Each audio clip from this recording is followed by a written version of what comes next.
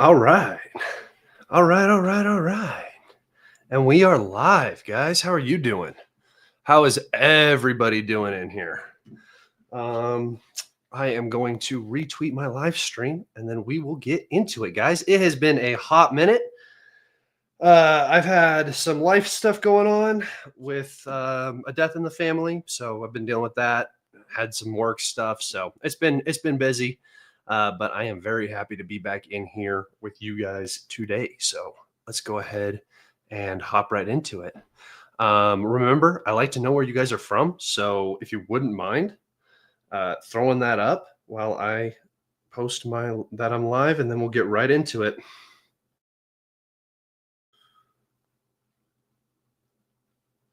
There we go. There's one. And there's two. All right, guys. We are good to go. I am going to need just a second to wake up a little bit. I was working since like 5 a.m. this morning and I decided to take a little nap at 3 o'clock, and it's now 4 and got to get myself going here. Sorry to hear that, Scott. Don't worry about it, brother. It happens. The death was not necessarily unexpected, but it came kind of in an unexpected time and place. So it was. It's all good. It happens. Grandparents do not live forever. It's all good. Okay, here we go. Let's see. We got Kansas, Pakistan, Azam. Welcome in. Kansas, and then Kansas. Good morning from Spain, Alicante, Spain, Australia, Serbia, Calgary. Love my Canadians. Ottawa, Canada. Love my Canadians. Hungary. Hi, Scott. Hello, Valaki from Hungary. Belgium, Austria. Hello, travelers. Indeed. Bosnia, upstate New York. Nice. I have family that lives in upstate New York. No, I don't. I have in-laws that live in Buffalo, which is not upstate New York. I lost my grandmother 2 months ago. I feel you, Scott. I'm sorry about that, brother. Yeah. I don't have any more grandpas, so that kind of sucks. I had 3 and now I have 0. So that's rough. Sweden.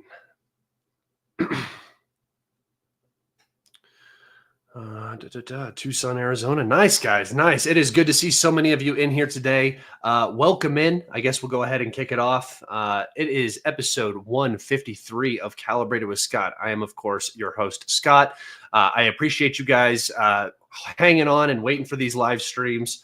I wanted to do one last week, but I had a bunch of stuff going on over Memorial Day. I was going to try to do one on Friday.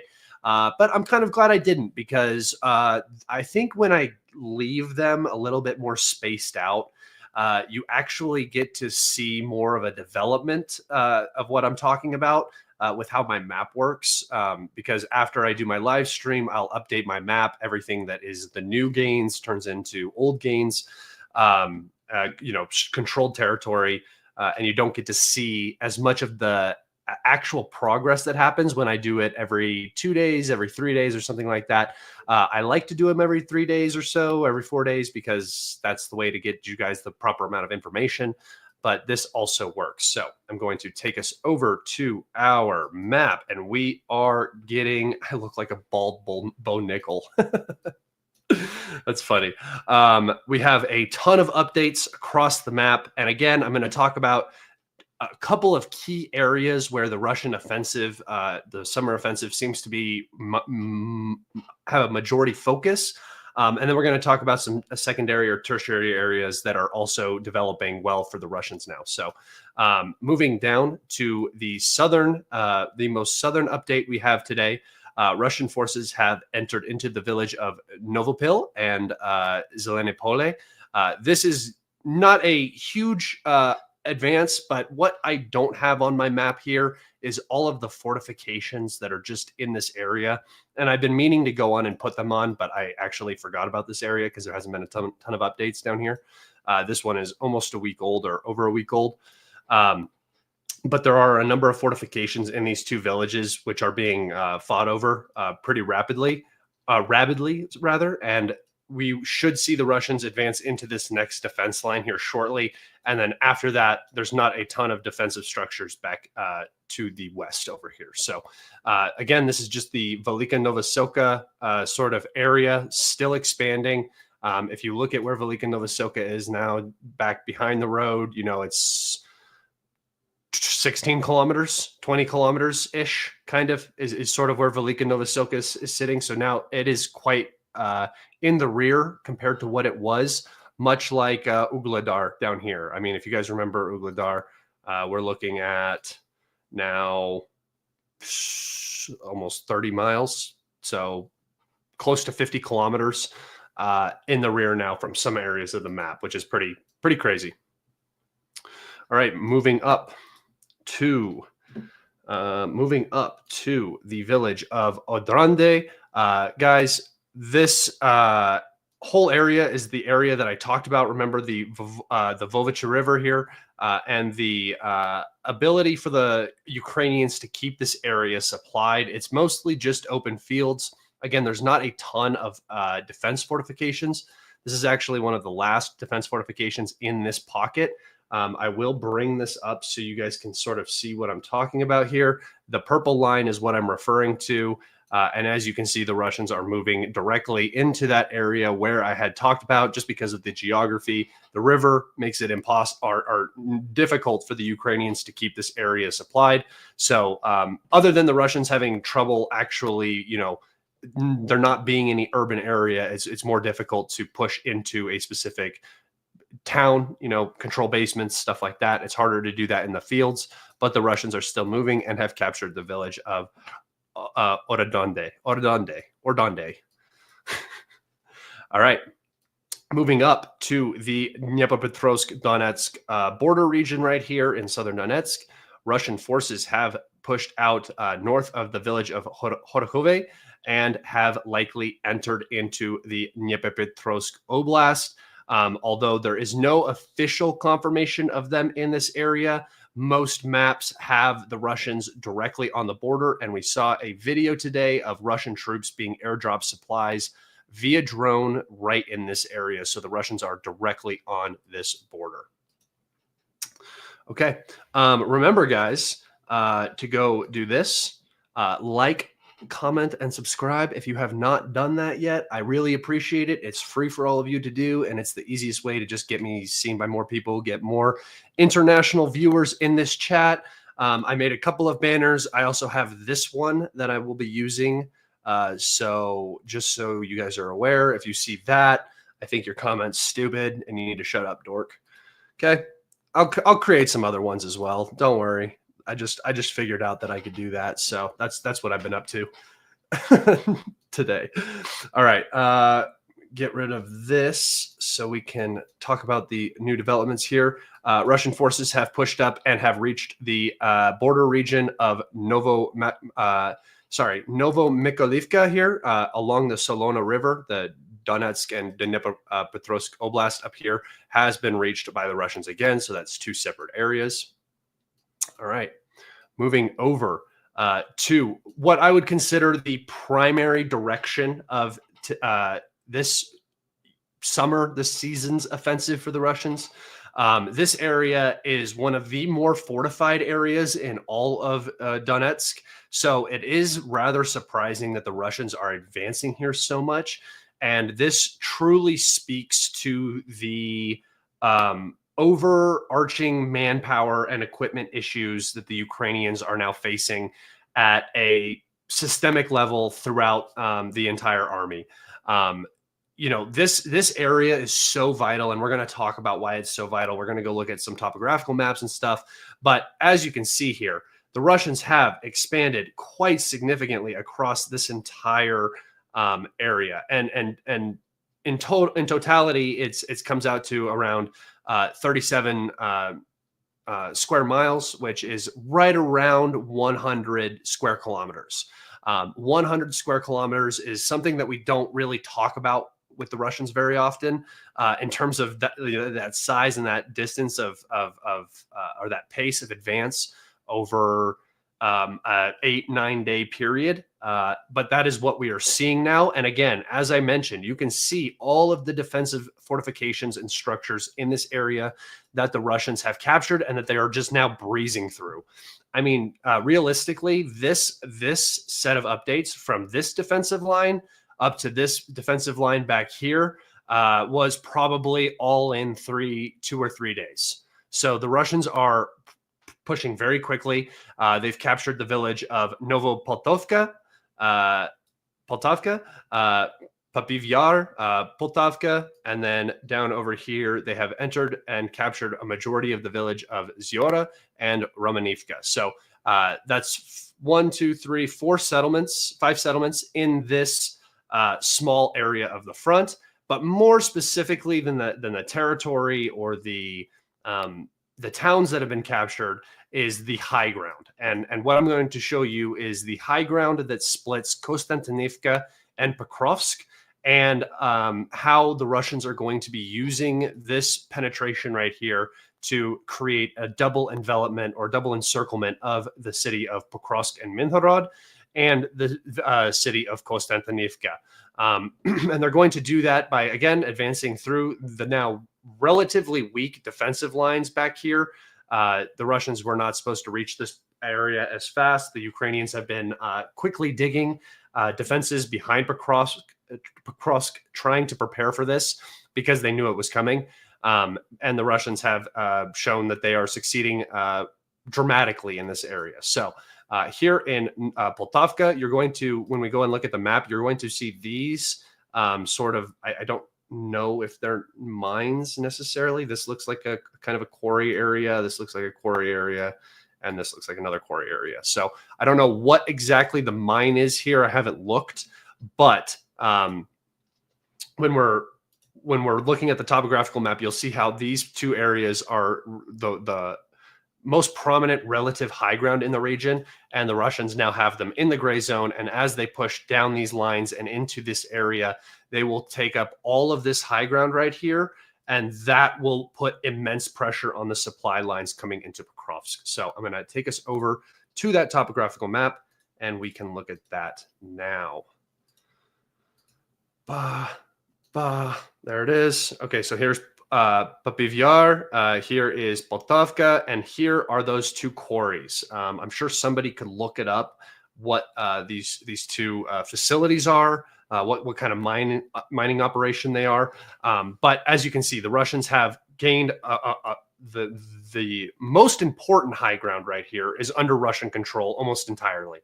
And then the secondary high ground, the very tip of the high ground right here, which will allow the Russians to look down on this string of settlements in the valley.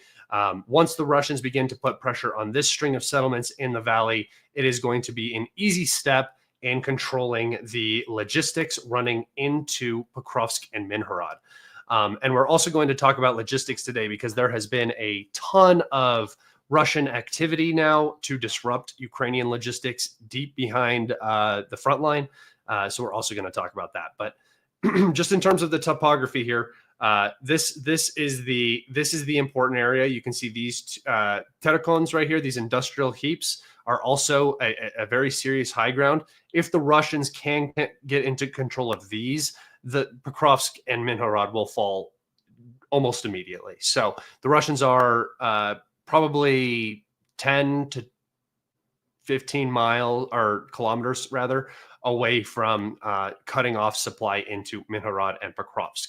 And then coming up the other direction, we can see Kostyantynivka down here, again in a valley, not a particularly strong defensive position to hold, as Chasiv Yar is now under mostly Russian control. And as the Russians expand out of Chasiv Yar, will put pressure onto the northern flank of Kostyantynivka.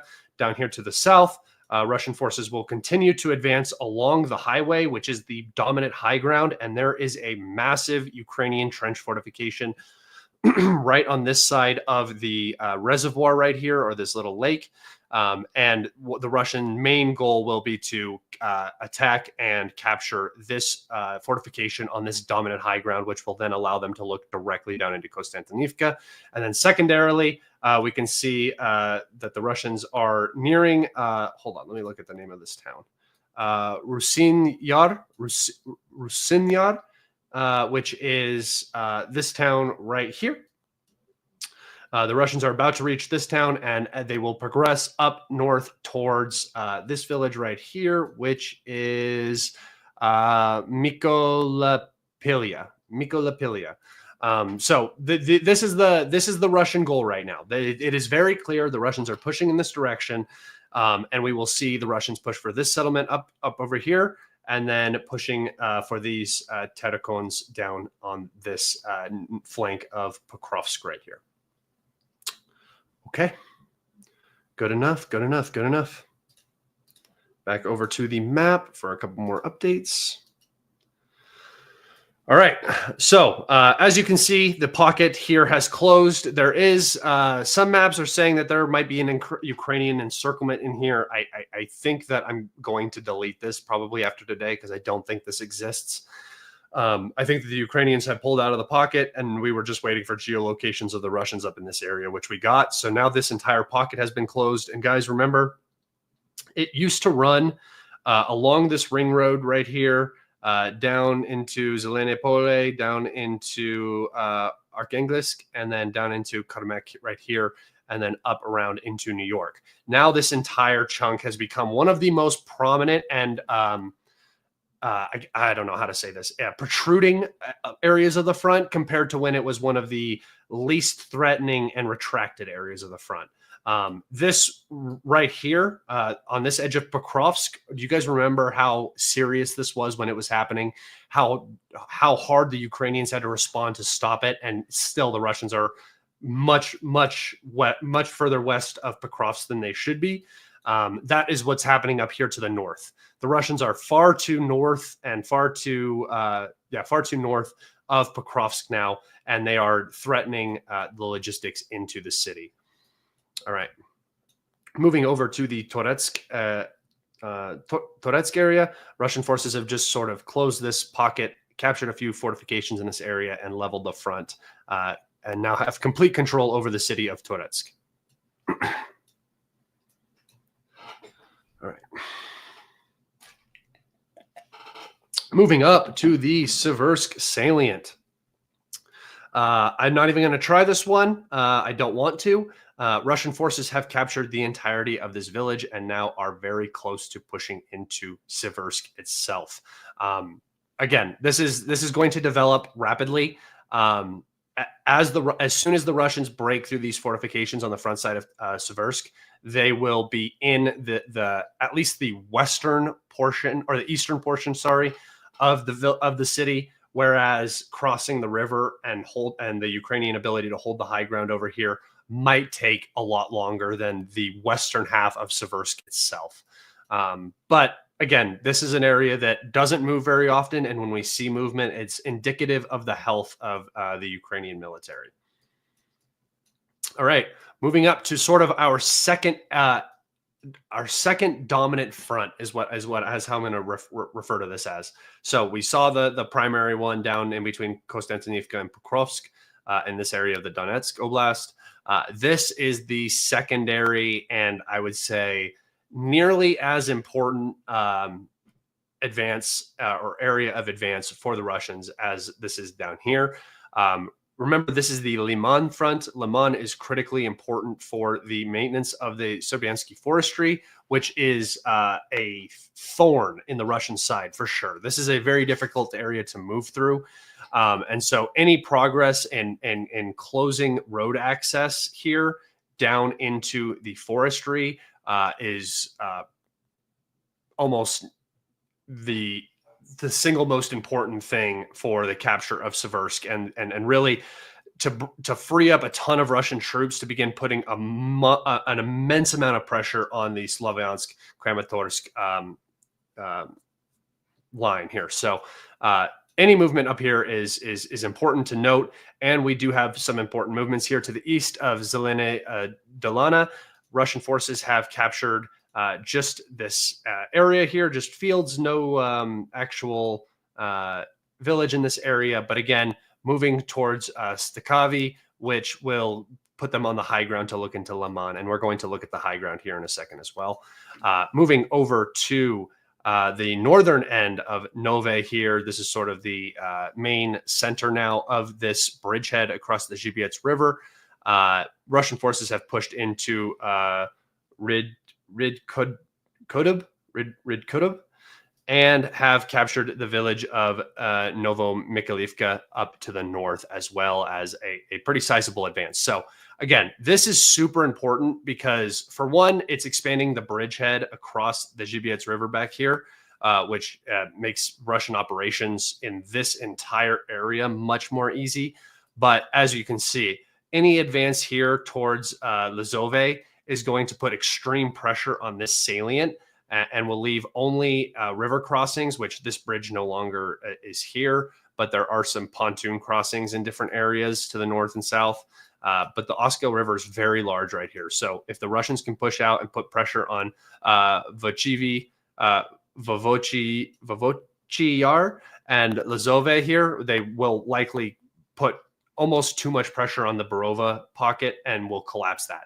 Likewise, to the south, moving into Stakhavi, capturing and putting pressure on Lyman and Dobrova down here will cut off the forest and will allow the Russians to push that out. So that's sort of the situation on this front. And as this front continues to develop, we will see the Ukrainians have to make some difficult decisions here, especially because they just don't have the manpower to cover the map at all. And it's becoming very, very clear that this is the case. B Games, me always just saying thank you. Thank you, brother. I appreciate you. All right. Scott trying to look like Brian Berletic. Why? Because I'm bald? Brian trying to look like me. What do you mean? All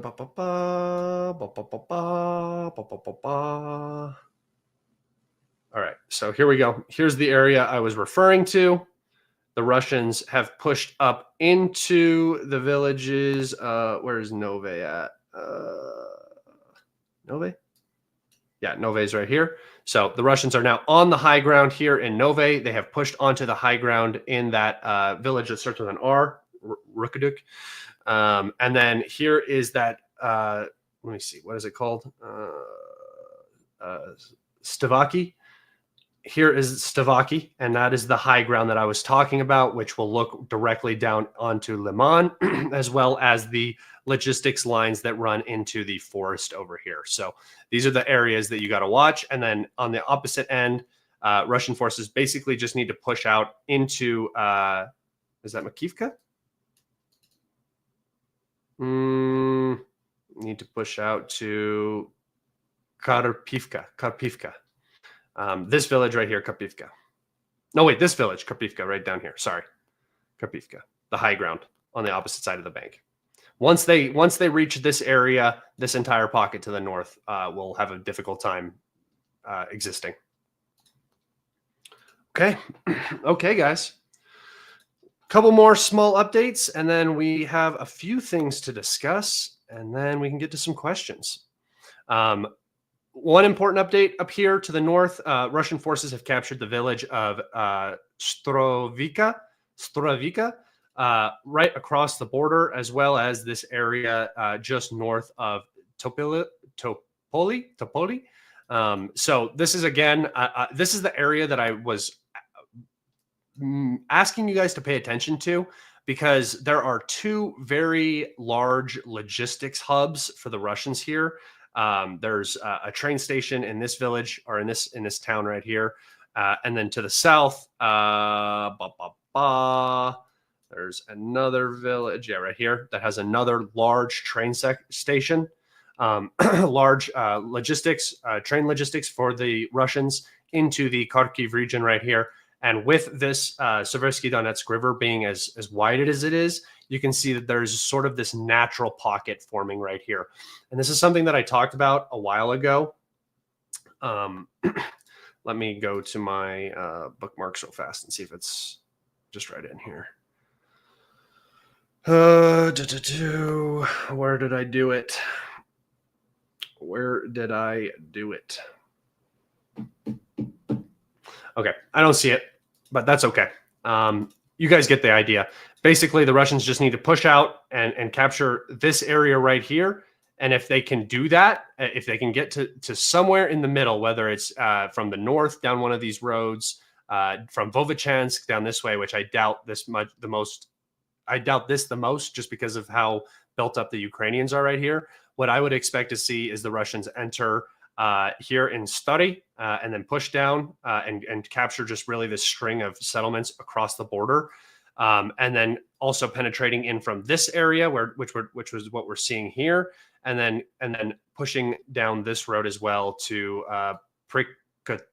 Prikotlatony. Words are hard, but this will this pocket will be hard for the Ukrainians to hold, and there's not really a significant logistics hub outside of Chernihiv right here. So it will be difficult for the Ukrainians to hold this if the Russians put some pressure on it. But that's not necessarily what this means. It's just this is the area that I had talked about that. All right. The entire northern bank of the Vovchansk, the city of Vovchansk, has been now captured by the Russians. They were here a little while back before the Ukrainians counterattacked in this area for quite some time, but now it has leveled along that river line. If we see Vovchansk fall, there's a good chance that this entire pocket will fall from this direction instead, because the Russians will just, once they get through Vovchansk, they should just be able to push down along this road pretty quickly. Okay. Moving up to the Sumy region, we have two Russian advances, one capturing the village of Lakanya right here along just south of Basivka. But most importantly, they are reaching the town of Yanikivka, which is on the high ground that overlooks most of this region right here. So capturing Yanikivka and holding it will basically be the insurance that this entire buffer zone up here ends up expanding. Once Yanikivka is captured, Yablanivka will be captured, Novomikhailivka will be captured. All of these little villages up here will be captured along the high ground. And then that's probably where they will stop and just look down on Sumy until an operation is ready to capture Sumy,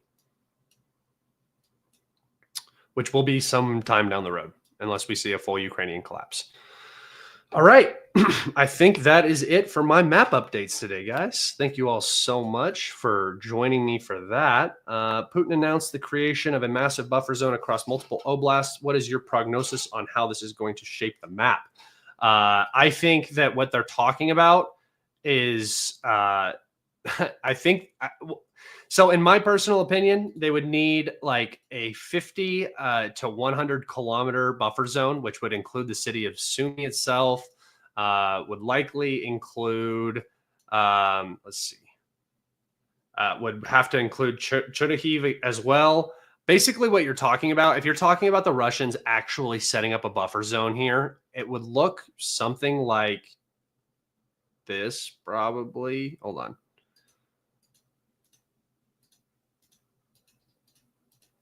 It would honestly look something like this. And at that point, I might leave this line, actually. I'll leave this line. I'll make it this color. So, that's too dark. Let's change that. Okay, can't get it. Let's go pink. There we go. Okay. So if the Russians want to create a buffer zone, it's going to have to look something like this. And at this point, when you're looking at this buffer zone, if Ukraine is at this point where they have lost this much territory, there's not going to be an army standing in the Russians' way, right? And so when you're talking about a buffer zone like this, when they talk about buffer zones, that just makes me think that they're going to take those top oblasts: Chernihiv, Sumy, Kharkiv, and that's it, right? That's most of the east. There's a little bit of Kiev region, a little bit of Uman, a little bit, Poltava, and then Dnipropetrovsk, right? So outside of those three, everything in the east would go to the Russians if this buffer zone is to be established, basically. Like, there's no point in going only 50 kilometers out, right? You might as well just go all the way to the river. It just makes no sense. There's almost nothing in the way to at that point. So my idea about this is when they talk about buffer zone, it's not a buffer zone. It's not a security zone. It is, they're going to step in and take a ton of land away from Ukraine in this general area. And Putin did say that they are going to go through with it. He had threatened it before. He said if things hadn't stopped, he was going to go through with it. And now it looks like he is going through with it. But it took him long enough. It only took Belgorod and Kursk for them to actually start making serious on their threats. All right, guys. All right, if you have some questions, go ahead and get some questions in. I wanted to talk a little bit about some of the events that have been happening the past couple of days. So I've talked to you guys since the negotiations sort of wrapped up. We got dog hair on me. We have not seen any further negotiation talk, really. There's some reference to a potential meeting in the Vatican City, which it doesn't make sense to me. I don't think that the West is really liking the Istanbul location for negotiations, probably because they're not getting what they want out of it. So they're trying to bring it back onto different territory. I don't know. I don't get the whole purpose of it. Negotiations are pointless at this point. It's very clear that both sides are not willing to give up. And, now as soon as negotiations failed, and me and Brian talked to you guys about this a lot in my last episode, which I did with Brian. Go check that out if you haven't. But we talked about the continuity of agenda and the inability for a U.S. president, even if he wanted something to change, to actually make it change. And this is I've been arguing with some people on Twitter about this because people seem to genuinely think that an empire can just flip-flop on what it wants to do. At the whims of a president, somebody can come in and say, I'm going to change the direction of the empire and not have it have a drastic negative impact on what's happening. This is why I'm so persistent on this. Nothing is going to change with the U.S.'s position towards Ukraine. It's our proxy war. We are trying to overextend Russia. Everything we can do to continue this proxy war, continue to have Russia engaged in an open conflict on its border, is exacerbating the situation for Russia. Whether it actually causes any sort of regime change or collapse or economic difficulties or anything is a completely separate point. I'm not saying that they're actually going to achieve their goals, but you can't walk away from it once you start it. And this is the problem that the Trump administration is in, the problem that they're in. I don't really think they're in a problem. I think they have no desire to end this. I think that you have people like Lindsey Graham, who was just recently flip-flopped. He was very, very pro to the last Ukrainian. And then Trump got into office and he bent the knee and he kissed his boot and he said, we need to get peace in Ukraine and blah, blah, blah, after he was talking about the best damn money the U.S. has ever spent was killing Russians using Ukrainians. And now he comes out today and sort of echoes what Trump is now saying, which is that Putin is the bad guy. Putin is the blockage to peace. And that Trump is going to have to be very, very difficult and stern with Putin now. So I was just going to read Trump's tweet on Truth Social here. Yeah, here we go.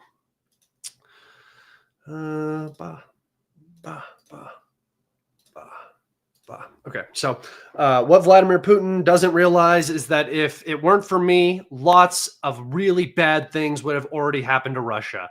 I mean, really bad. He's playing with fire. Okay, so let's just stop for a second here and talk about what that means.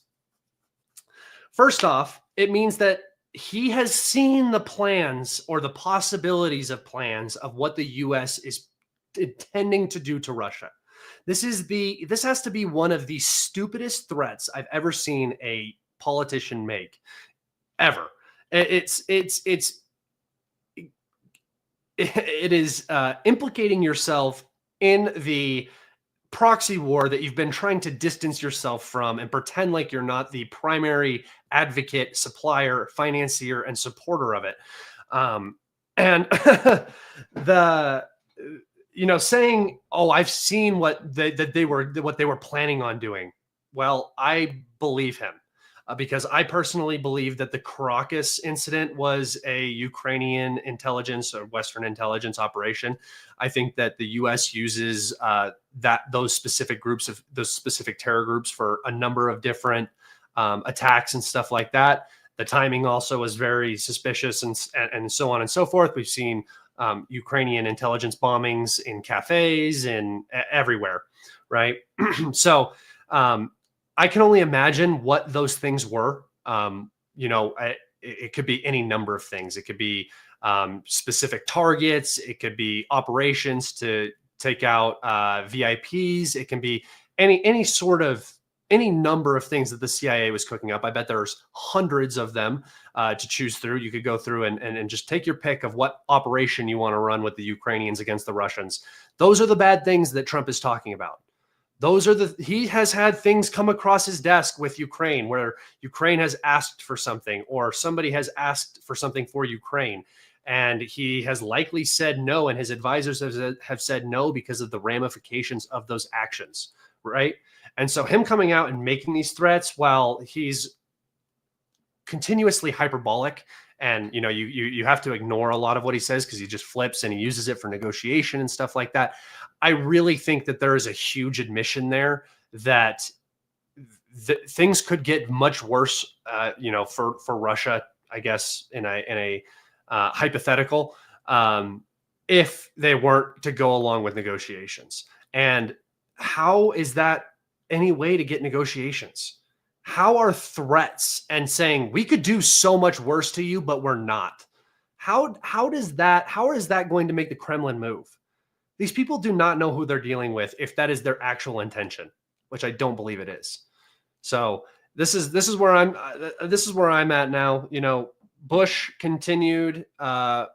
Bush, in 2008 was kind of the driving force between NATO expansion. I mean, you can talk about Clinton, but this is a continuity of agenda thing, right?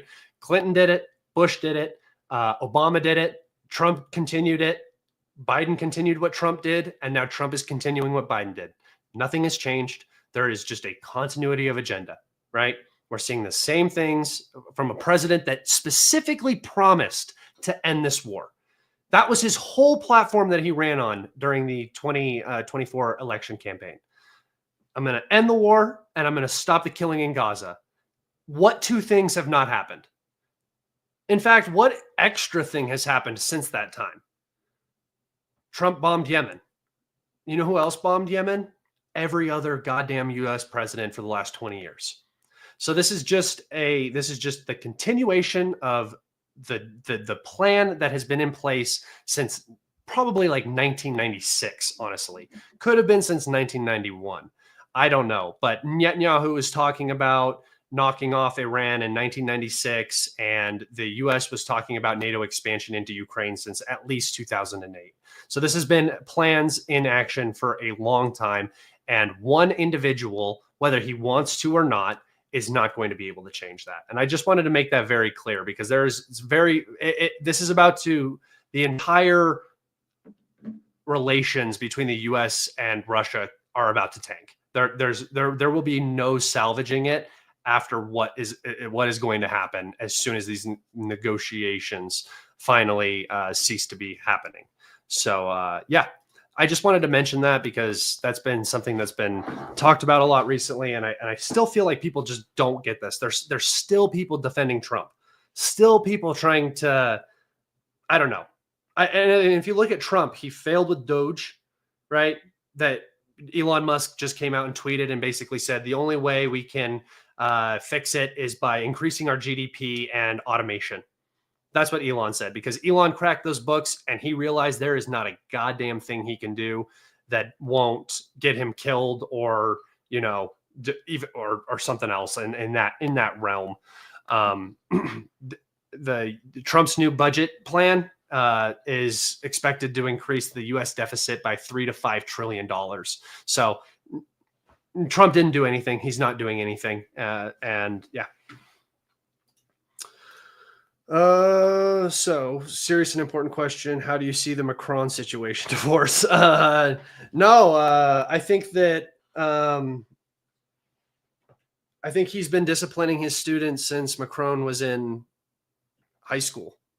So no, I think that that's, I don't think that's a divorce situation. I think that that is a groomed situation where he will never leave. I think that that's what that is. But yeah. Thank you for your question.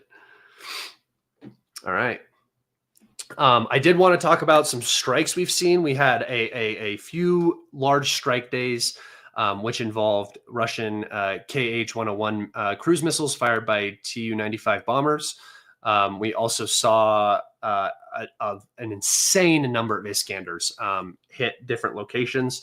And we had 2 strike days basically back to back where the bombers went up, fired missiles. Those were accompanied by Calibers from the Black Sea, as well as KH-59 and 69 missiles from Su-34s or Su-57s. And then we also saw and just an insane number of Garand drone strikes. And the Russians hit the Ukrainian infrastructure, not the energy infrastructure, but the military industrial infrastructure so hard. And I think that the reason why they are now going after it so aggressively is because a number of companies are now building domestically in Ukraine. So not armored vehicles, not stuff like that, but a lot of drone manufacturing is now domestic in Ukraine. And this, these locations were seriously targeted by a number of Iskander strikes, as well as Garand 2s. The missiles, the Russian cruise missiles targeted a litany of different air bases across Ukraine, including the primary air bases where F-16s are housed. Large fires were seen at all of those air bases that were struck. We have visual evidence of those air bases being struck. But the Ukrainians say they shot down all the missiles and none of their bases were hit. So, you know, who do we believe, right? Our eyes or the Ukrainians? And I think that this is a, I think that this is a statement and a response to the failed negotiations. The Russians are now, I don't like saying taking the gloves off, but the Russians are now escalating to a point where, you know, communication is going to be difficult.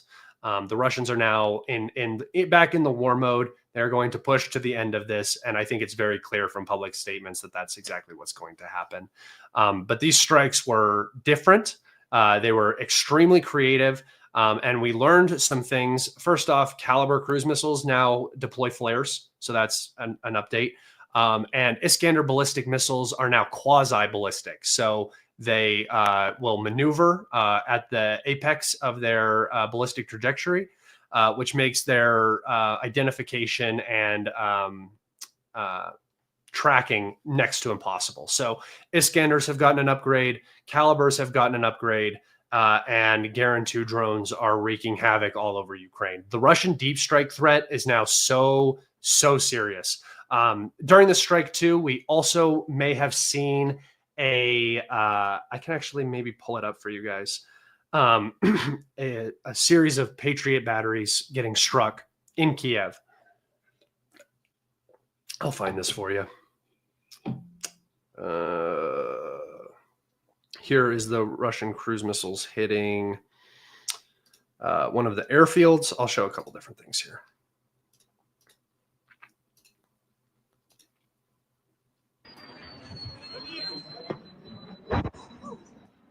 So these are Calibers deploying flares.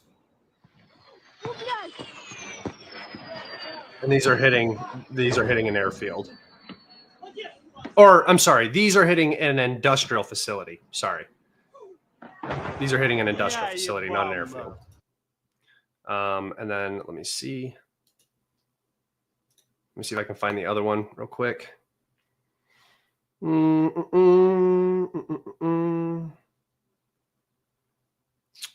Yeah, here it is. So this is quite a long video, so I'm just going to kind of sit back and commentate while it's going on.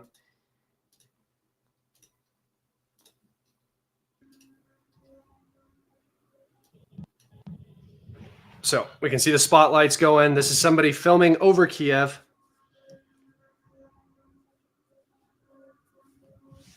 You can see an explosion there. And then you will watch the Patriot batteries doing what they do when they're under threat, which is they fire out as many missiles, as many interceptors as they can, trying to protect themselves, but also reducing the threat of cook-offs happening if they're damaged. So instead of having an entire battery being destroyed because the missiles inside of them are destroying them, you might just have some shrapnel damage done or something of that nature. And not a cook off that completely destroys the vehicle, or the system. But here we can see dozens of Pack 3, Pack 2, Pack 3 interceptors being fired off, which I don't know if you guys know what the U.S. produces in a year, but it's around 600. So it's interesting to watch the Ukrainians shoot off like a 20th of the U.S. production in a couple minutes. So what you're seeing right here is one of those points where the Patriot was firing off. You'll see an explosion in the sky. Did you see that explosion? That is a cluster munition opening. Bop, and then you'll see bop it up, it up, it up, it up, it up, it up, it up, it up, it up, it up, it up. So that Patriot battery just got hit by a cluster munition over there. And then this Patriot battery gets hit by a unitary warhead, Iskander, probably HE. Fragmentation.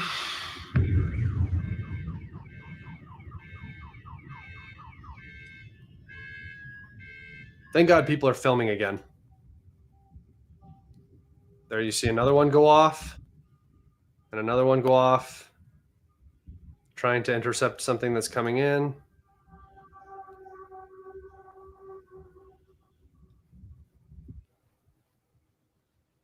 Some got hit again.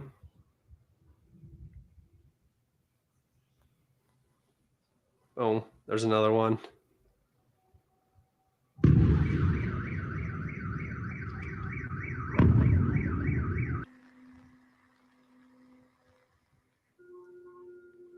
And I'm pretty sure they're just cleaning up the Patriot battery at this point. I'm pretty sure that's what this is they're just slamming that Patriot battery.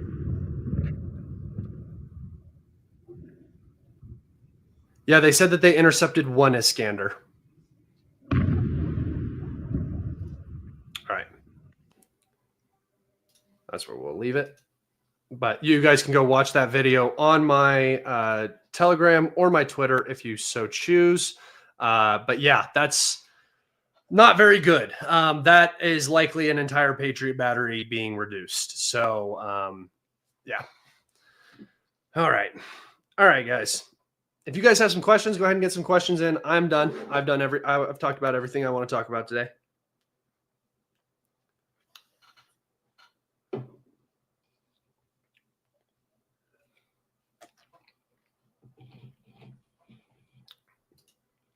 Scott, which Trump do you prefer? The morning, the afternoon, or the night one?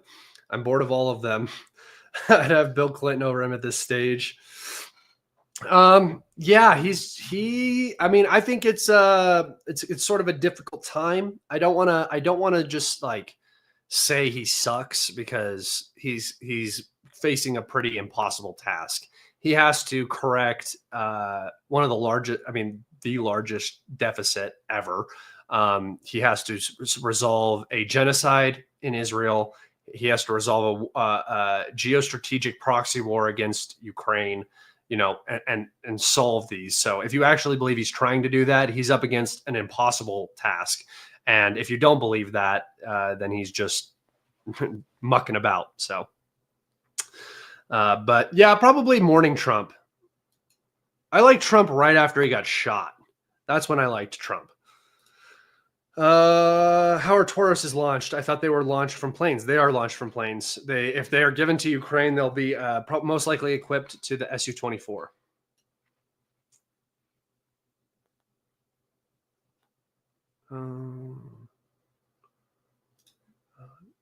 You shouldn't that be radar decoys were added.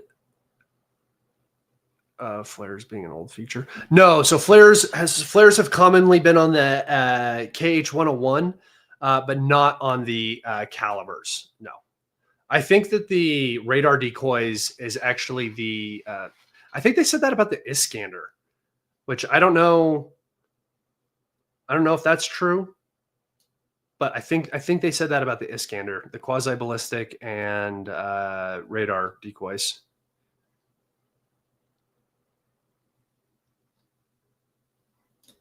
Do you think anyone trusts Erdogan anymore? No, I don't. Did anybody trust him to begin with? The watermelon salesman? No chance, dude. He plays both sides all the time. That's all he does. But where are the F-16s? They're around. They're in the east of the or in the west of the country, hiding, and then they get sent up to shoot at drones. For the most part.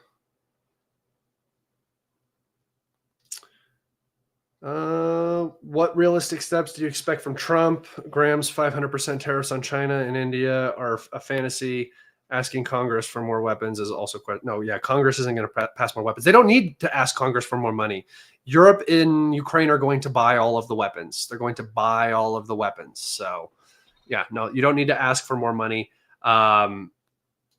What realistic? I expect Trump to blame Putin for this entire thing and keep arming Zelensky until Zelensky gets absolutely BFTO.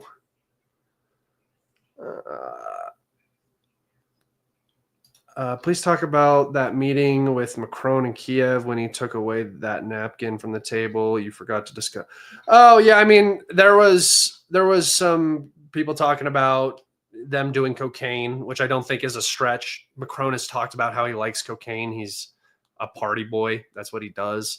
So, I mean, I don't necessarily know if that was cocaine, but that was the whole thing, was that they said it was a baggie of cocaine or something like that, and a little spoon. But yeah. What's my opinion on UAPs, like UFOs? I think that the universe is way too large for any biological life to have visited Earth. I'm not going to rule out drone life necessarily, unless they have some interdimensional travel or an ability to warp space-time. You can't really get from one place to another unless, again, they have technology, or maybe they can just live for forever, so they don't need to worry about that stuff. But that's kind of the problem with the universe, is that it's so big and spread out that travel takes so long that you can never really reach anyone else. So that I don't know necessarily. Obviously nobody knows, but I don't believe a fucking word the government says about it. I think everything the government has said about it is a complete lie. I think that they just use it as a very, very convenient excuse to cover up anything that they want in terms of their own R&D and stuff like that. Yeah. I think aliens I think alien life exists. I think biological life in the universe is not as uncommon as we think, but I don't think that those biological species will ever be able to interact necessarily, unless they're in the same solar system or something like that. Do you have any other jobs outside of covering the conflict on social media channels? Yes, I do. I'm in real estate.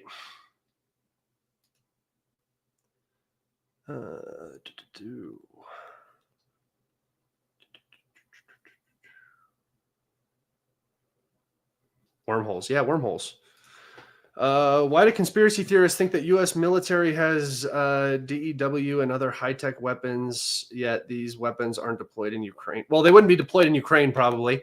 But why do people believe that? Because the government is a very shady and corrupt organization that will spend money on completely useless development projects, or they might have a use, but they never actually turn out to be useful because they cost too much and it's just not doesn't make sense. It's not feasible. I don't know, but it was funny to listen to Trump talking about how the Chinese and the Russians stole U.S. hypersonic technology when the U.S. doesn't have hypersonics. It was very goofy. But yeah, they wouldn't go to Ukraine necessarily, but I do think that the whole top secret like weapon development and stuff, I don't think it is as deep as most people think. I think that there is plenty of R&D going on, but I think that the idea behind a weapon is usually you don't ever really want to use it. You want to be able to threaten to use it, but that's the whole point, is like our weapons are so good you never want to go to war with us and we never have to use them. That's been like the US policy for forever, right? We'll bomb you, but we'll never actually engage, because it's like talking about like hypersonic weapons. Like, oh, I bet the US has hypersonics. They just don't want to reveal them. Why? The whole point of a hypersonic weapon is deterrence, right? The US is in no conflicts right now where it would require any sort of hypersonic weapon. It hasn't gone against an enemy that can intercept missiles hardly at all. And they're not going to give this to Ukraine or a proxy like that. So good question though.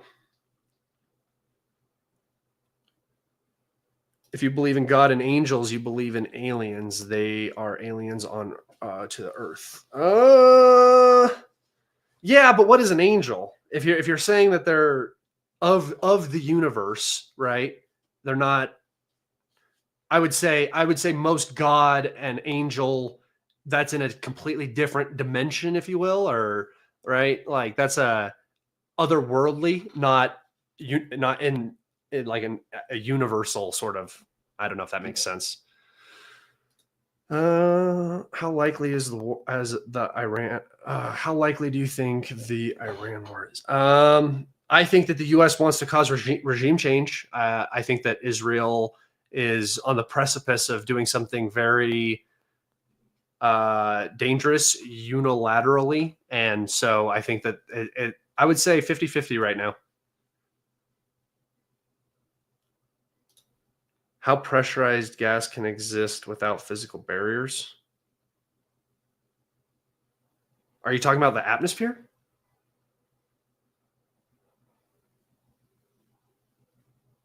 Gravity. I think mostly gravity.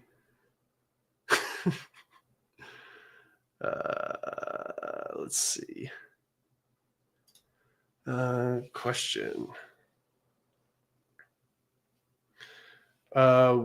Would you encircle and siege Pokrovsk at this point, or still storm the city? Encircling it, continuing your advance sounds easier to me. Usually the way it goes, just with historical context here with the Ukraine war, what usually happens is the Russians begin to surround it, and then as soon as the situation becomes too difficult inside, there's a breakthrough on the front line, and then the city ends up becoming the war zone. So usually full encirclements don't happen in this conflict because the Russians will get to a certain point where the Ukrainian lines at the front of the salient become weak because they're just not receiving the logistics that they need. And then that collapses. We saw that in Severodonetsk. We saw that in Bakhmut. We saw that in,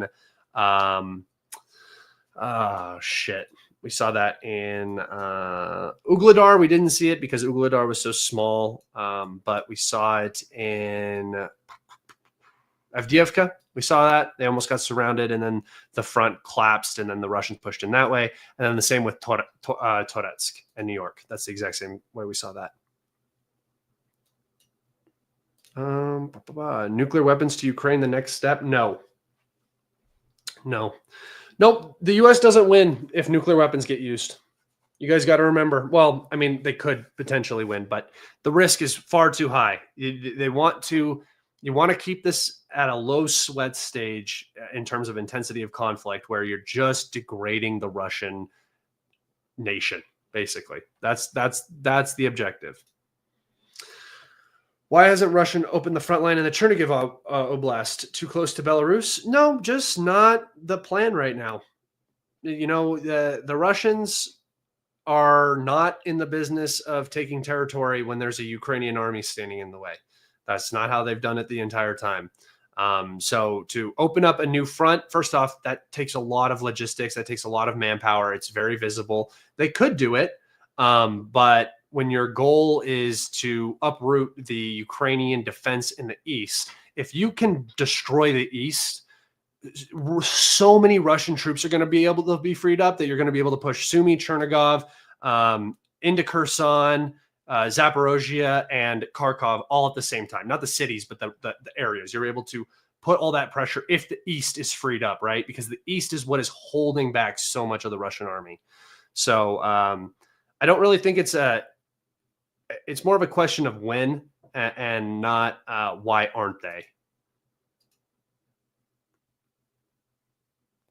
La, la, la, la, la. Aliens would be a biological, non-spiritual. Don't ask these questions. He's been there. What? Oh, aliens would be biological, not spiritual. Gotcha. I mean, you could say that. You could say that, but also you don't know what aliens are and you don't know what angels are. So really, we're just talking about human concepts of what these things are. Because if I saw an alien and it did some angel ass shit and it was like, I'm an angel, I'd be like, well, fuck if I know, right? I thought you looked like an alien, but I guess you're an angel. How do you measure gravity? Is it only a theory? Is it not a physical law? It is still only a theory, not a physical law. If gravity is enough, physically contain pressurized gas on Earth.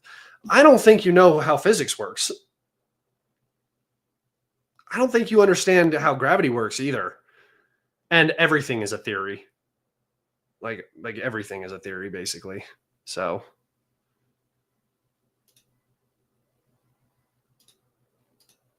dead man's hand, bro. Oh yeah, no. I didn't mean striking. I know he said nukes to Ukraine, but I didn't mean striking Russia with nukes. I meant like if a nuke were to be used on the global stage, not by the U.S., it would open up them. I give them an opportunity to deploy tactical nuclear weapons as they see fit. Right. Once that first one goes, it's kind of. I think it's going to change the zeitgeist around the weapons, especially if it's not a particularly bad use. It's an effective use. That would be the worst thing. If it dropped on a city and killed a bunch of people, then it might not be as bad. It would be worse in the moment, but not as bad as in terms of the psychological effect that it would have on decision makers. Question: since you seem like an extremely fit guy, I'm not. Do you do any personal training for work aside from your own personal bodybuilding? I used to do personal training a lot, but for me, I'm like a sociopath. Like I'm a crazy person when it comes to training and training sports, training anything. I go all in like 100%. And when you train like that, you can't have normal people because they just don't get it. It doesn't click in their brain. So, and that's the majority of your clientele is out of shape fat people, right? Which is fine. And they need help. But it was always hard for me to be talking to somebody and then be just hearing excuses. Oh, I can't do it because of this. Oh, I can't do it because of that. And I'm like, no. Like if you say you can't squat because your knees hurt, that's fine. I get that. Like I'm not going to have you squat. I'm going to have you do something else. But if you're just making excuses all the time for why you can't get stuff done and you're not improving, and I'm like, I don't want your money. Like, don't give me your money and waste your time here. So that's how I felt about it. I did that from when I was like 20 until I was like 22. And then I was like, I have no desire to do this at all. What's with all this Taurus nonsense? They fired all the Storm Shadows and others, but no change. Yeah, no, it's just another hope. Just praying that they get some more propaganda wins. Is the front between Pokrovsk and Kostyantynivka what you called the garbage front? No. So the garbage front is very close. It is part of the same thing now, I guess. This is not the garbage front. This is a very important front. Right here on this ring road, everything north of this is super important. This was the garbage front right here, because this was just not moving forever, and it's the super fortified area too. all of these fortifications, like pre-war fortifications down here. So this was the garbage front that wasn't moving. It didn't move forever. Like the whole Battle of New York and Toretsk went on. This didn't move. Some expansion happened up here. This still didn't move. And then finally, this just the entire front shifted north. That's what I call the garbage front. Thank you for your questions.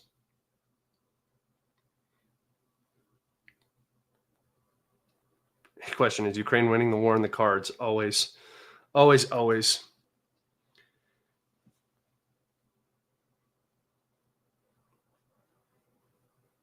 Have I ever tried meth? Ooh, no. I hear meth like messes up your brain, and like when you do it, you're never the same. Like you want it forever. Like it like is like the worst thing for a human to do in terms of like addiction. Do you have some meth? I could probably find some around here. Meth is probably not too hard to find. But no, I've never done meth. I don't plan on ruining my life for no good reason. How will you recover if you train? How do you recover if you train like a lunatic? I just take like every 4th day off. And sometimes I don't recover and it sucks.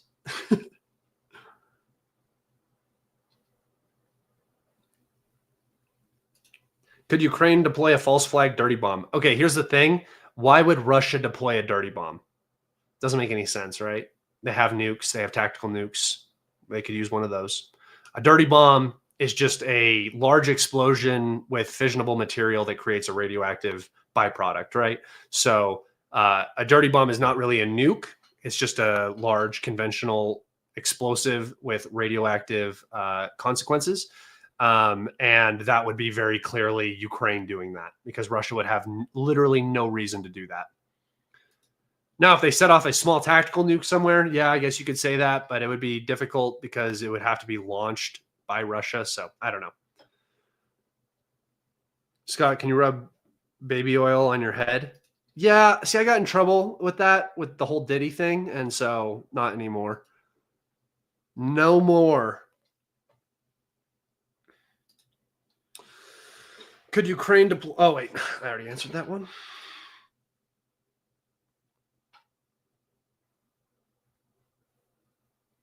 Oh, yeah. And meth has nothing on crocodile. Yeah. Crocodile is just like you're injecting gasoline into your arm.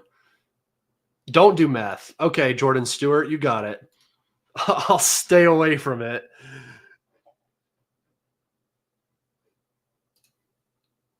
And drugs that permanently rewire the brain in one hit are bad news. Yeah, or good news. Okay. Scott, which part of the map do you think will be changed in 1 month? I think this area is going to see a lot of development that we talked about. I also think that obviously the Lyman area, but oh wait, yeah, I did this line. Hold on, let me get rid of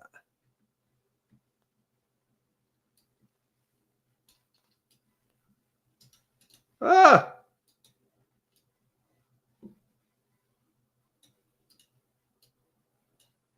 Hold on. All right. Let's just go. I think you're going to see a lot of movement on this Oskil region. I think that this is the area that I think the Ukrainians are going to pull from. They're going to sacrifice that area for the rest of the front. And I think that you're going to see a ton of Russian movement up there. Because this area is like the least strategically important for the Ukrainians right now.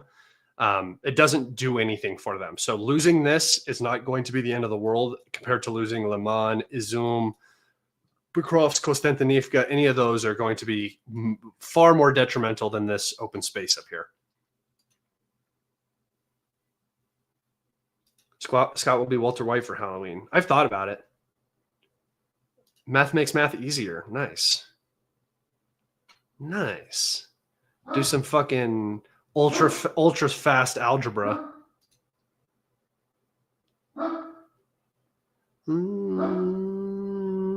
Say no to drugs or say yes to them. Come on. Come on. All right, guys. I am going to sign out there. I thank you all so much for being in here. And I'm sorry that this was so delayed compared to what it should be. Actually, I was busy. I went camping this weekend. Got to do some fishing, got to relax. It was nice, take my mind off things. So I appreciate you all being patient. I'm sorry that it wasn't as timely as it normally is. I'm hoping to probably do another one on Friday. So tune in on Friday for that. I like you guys a lot. I'm ready to say I love you, but I don't want you to not say it back to me. So I'll wait. I'll wait on that. That's my own. That's on my own stuff. I say it too early. But take care, everybody, and I will see you on the next one. Goodbye.